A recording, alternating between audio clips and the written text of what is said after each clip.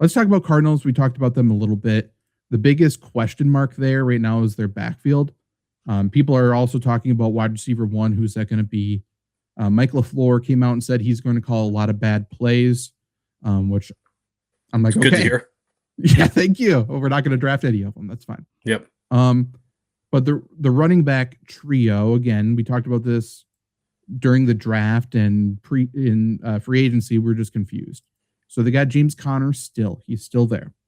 They got Tyler Allgeier. We thought they were going to stop there, and then they drafted Jeremiyah Love very early. And it sounds like all 3 of them are going to make the team. It sounds like they said specifically they're looking for the right rotation of guys there. They don't plan to overuse Jeremiyah Love as a rookie, which I think is smart. Makes sense. And you're paying him enough anyway, so it's not like you're taking advantage of his cheap years. It's going to be the same thing. Again, he should retire, but agreed. Yeah, honestly.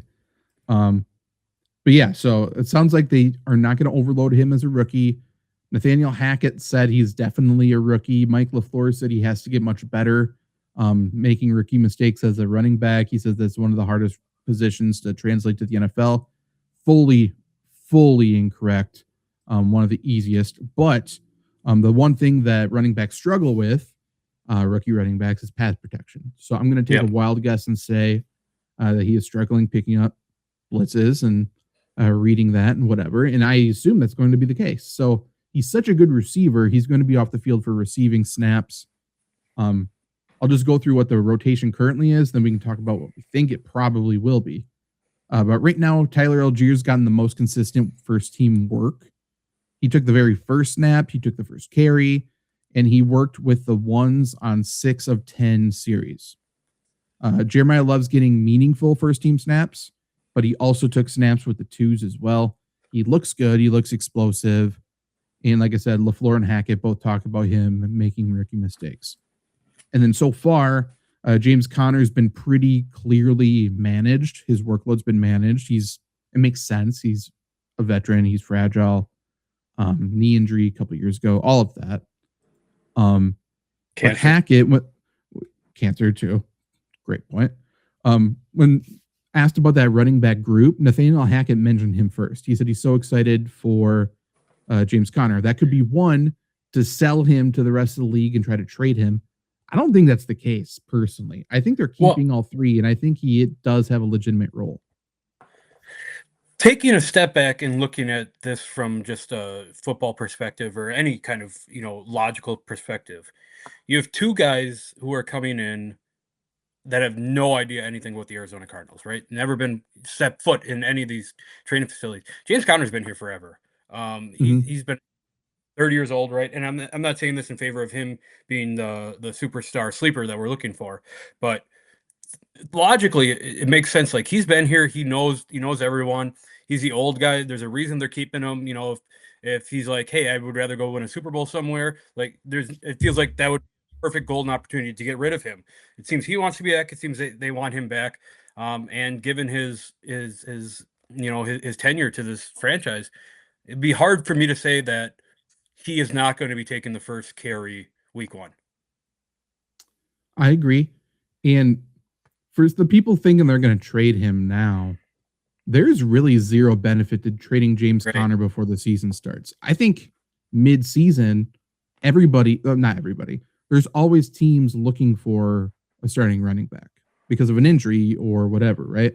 That always happens. So, yeah, do I think James Conner ends the season with the Cardinals? Probably not. Right. Trade him as soon as he has that first 100-yard game. Sure. Yeah. From a fantasy perspective, if you draft him, he has a good game, you can for sure trade him. I assume the Cardinals will look to shop him mid-season when the running back market picks up. But to do so, they kind of have to feature him before that, right? They're not going to be able to sell something that no one can see. So I think he's going to have a legitimate role in the rotation. I think he's going to get a chance to show what he can do. I don't have their schedule up. I can bring it up quickly. Do they have a prime time game relatively early? Probably not. But if they do, right. I have their schedule right here. Let's see. They have Boy. Okay, they have no games later than 325. That makes sense. Do they not have all their games are on Sunday? So yeah, I don't think they have any primetime games. They're set at the. Did I read this right yesterday? They're set at the lowest win total since like they track back. They're at 3.5 wins. I mean, it's fair. I think they're not good. I don't know. I think they're better than half wins. I don't know. I mean, Jacoby Brissett was asked if he knew the playbook. He said, "Hell no." So, he's just chucking balls up. Yeah, I'm like glad that's the quarterback you just extended. What's the point?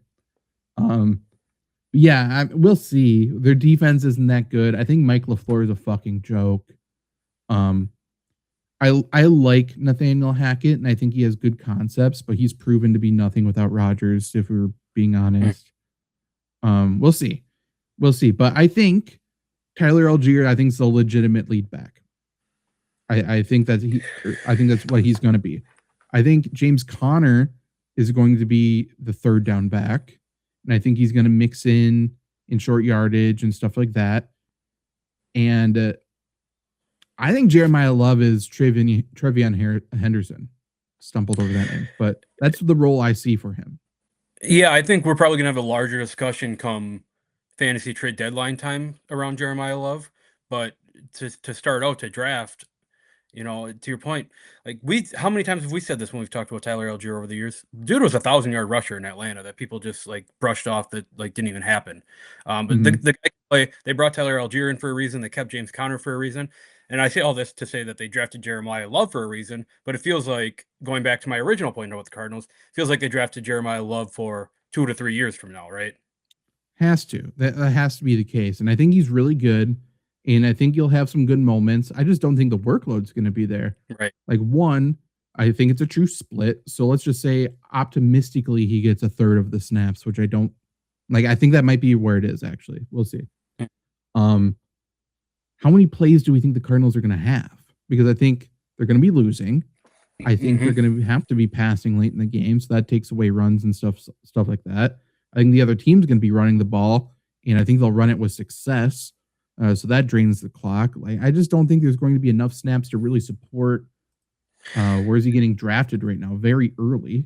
Yeah, if you think about it, right, the NFL offenses get anywhere from 60 to 80 plays on offense a game.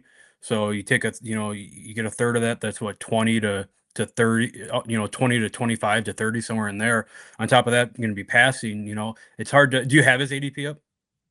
Yeah, he's getting taken 22nd overall. That's running back 13. It's hard to put an argument together to say I want a running back at I want the second round. I'm going to spend a pick on a running back who's only going to be on the field for 20 to 25 plays maximum. Last season, Arizona ran the 11th most plays at 63.